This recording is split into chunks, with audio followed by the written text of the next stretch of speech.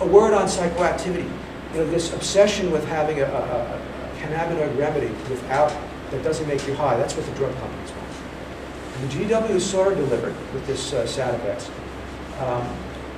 From Project CBD's point of view, we have nothing against psychoactivity there. We're for it. People like it and enjoy it. As far as I'm concerned, there's something intrinsically healing about that. It could be very helpful to a person who's sick, maybe even deathly ill.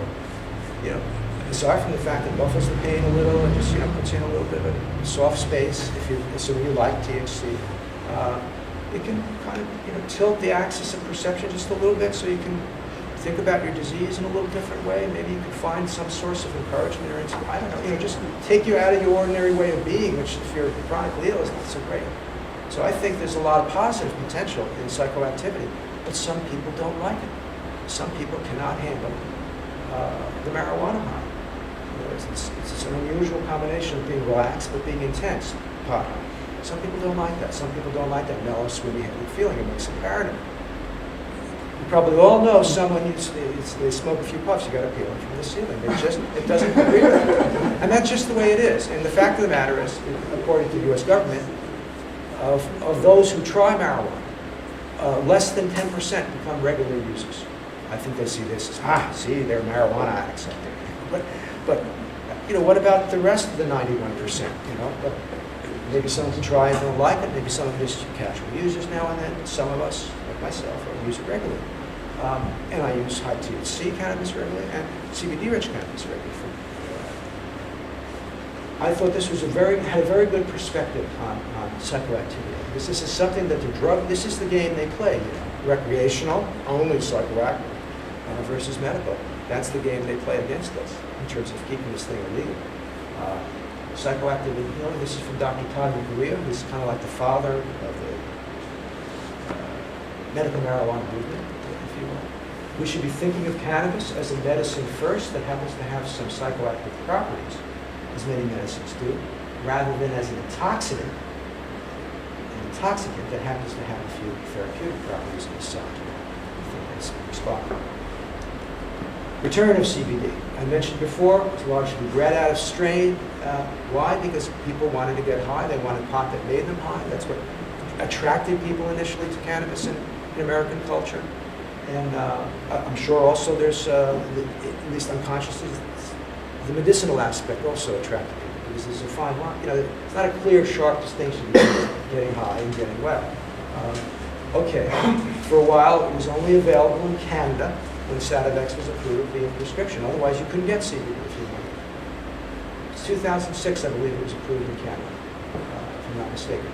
At that time, people in North America, if you're in Canada, you could get it. Otherwise, no one else could. Except in California, Northern California, it was sort of a serendipitous discovery.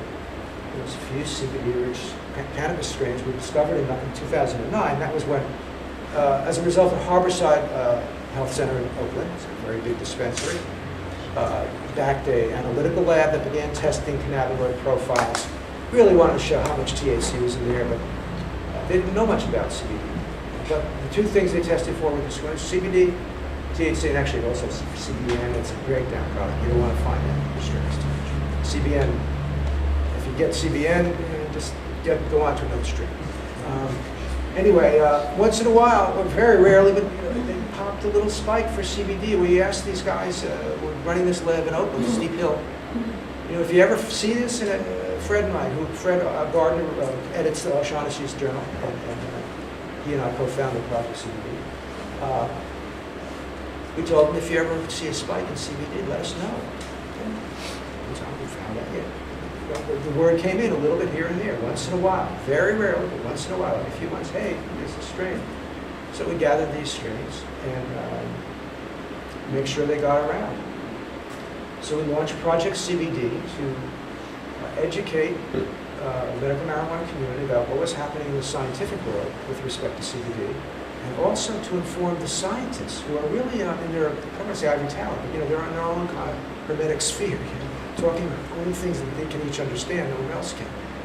We wanted to tell them, hey, you know what? Here's what patients are finding out about CBD. Here's what doctors are saying about CBD. Kind of connect all the wires. That was the idea behind the project. And to facilitate the reintroduction of CBD into America, essentially, but also really to report on it, to describe what happens, because we didn't know if people, these strains that were popping up. So, okay, what happens if someone smokes it, or vaporizes it, or eats it? Will it have anything to do with what we're hearing in these scientific, what will we find, actually? We didn't really know. The Society of Cannabis Clinicians, which was founded by Dr. McGree, who was quoted about psychoactivity,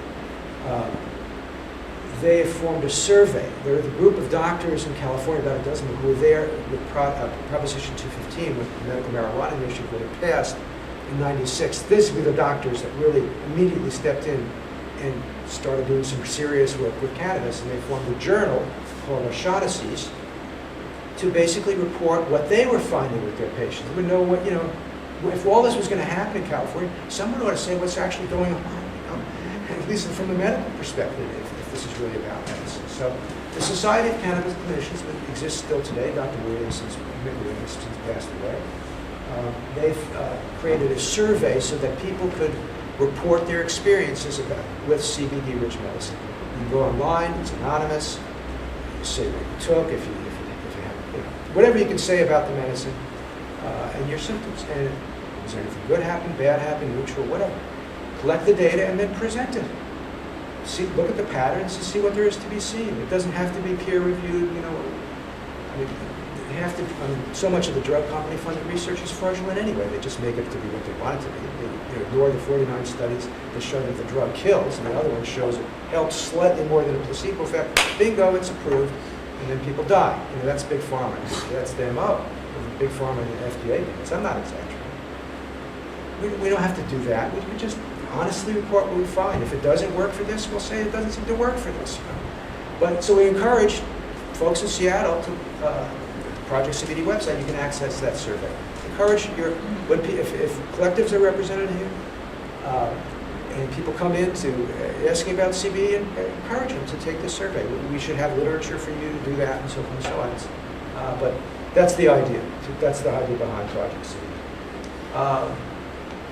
CBD, I've talked about it as a molecule and as a medicine. Now, it's also a very potent myth buster, which also has a therapeutic angle to it.